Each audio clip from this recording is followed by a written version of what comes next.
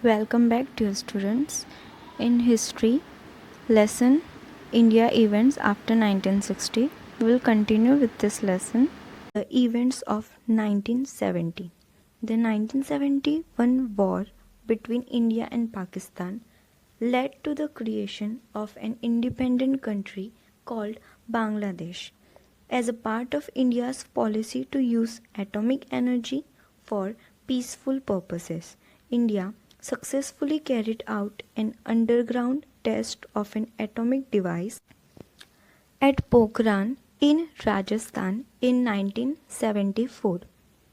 In 1975, the people of Sikkim voted for joining the Indian Republic, and Sikkim became a full-fledged state in the Indian Federation. During this decade, the political situation in India grew unstable.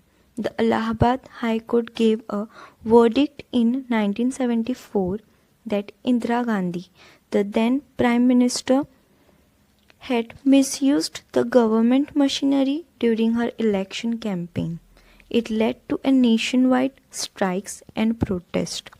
During this period, the situation became more complicated due to the movement led by Jayaprakash Narayan, which you can see in the picture.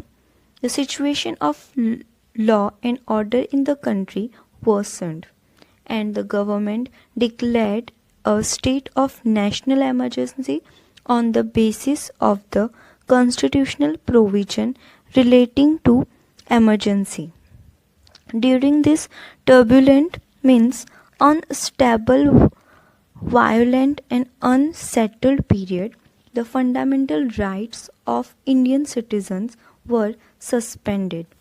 Due to the emergency, the Indian administration became disciplined, but the human rights were restricted. The period of national emergency lasted from 1975 to 1977. After that, general elections were conducted. On the backdrop of the emergency, many opposition parties came together and formed a party called the Janata Party. The Congress party led by Indira Gandhi was roundly defeated by this newly formed Janata Party. Morarji Desai became the Prime Minister, which you can see in the picture, but under his leadership, the Janata Party government couldn't last long due to internal differences. Charan Singh succeeded him, but even his government was a short-lived one. Elections were conducted once again in 1980, and the Congress party under the leadership of Indira Gandhi came to power again. Let's study the 1980 decades.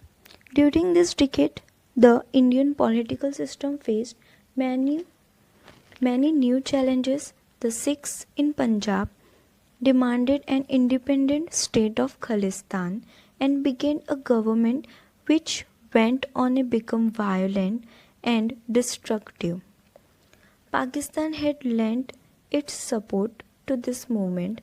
The Indian army was sent into the Golden Temple at Amritsar, a holy shrine of the Sikhs, in 1984 to evict the terrorists who had allegedly taken shelter there. On the Sikh bodyguards in Indira Gandhi's personal security assassinated her. During this period, an organization called United Liberation Front of Assam carried on a major movement in northeast India, which you can see in the picture. Right after Indira Gandhi's assassination in 1984, Rajiv Gandhi became the Prime Minister of India. He tried to make several reforms in the field of Indian economy and that of science and technology. He took the lead in solving the issues of the Tamil minority in Sri Lanka.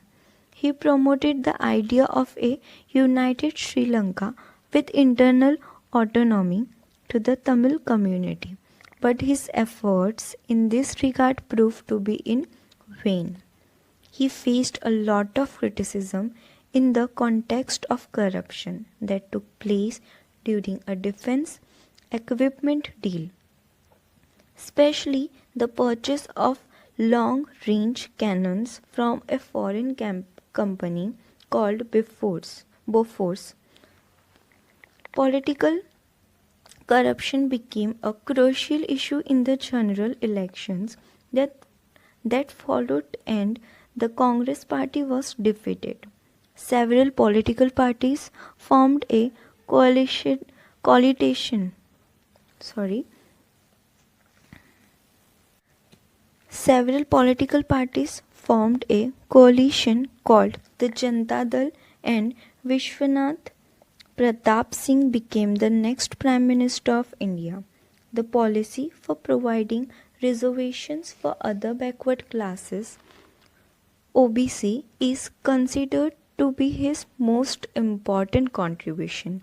He could not continue as Prime Minister due to internal differences in the party. In 1990, Chandrasekhar became the Prime Minister of India. His government was also short lived. In 1991, during the election campaign, the terrorist organization in Sri Lanka, Liberation Tigers of Tamil Nadu, ILUM, assassinated Rajiv Gandhi. Towards the end of the decade of 1980s, the unrest in Jammu and Kashmir had begun. The terrorist activities there forced the Kashmiri Pandits to leave the valley. This problem grew serious day by day, and today it has taken the form of terrorism. Hope you all understand about the events after 1960, 1970 and 1980.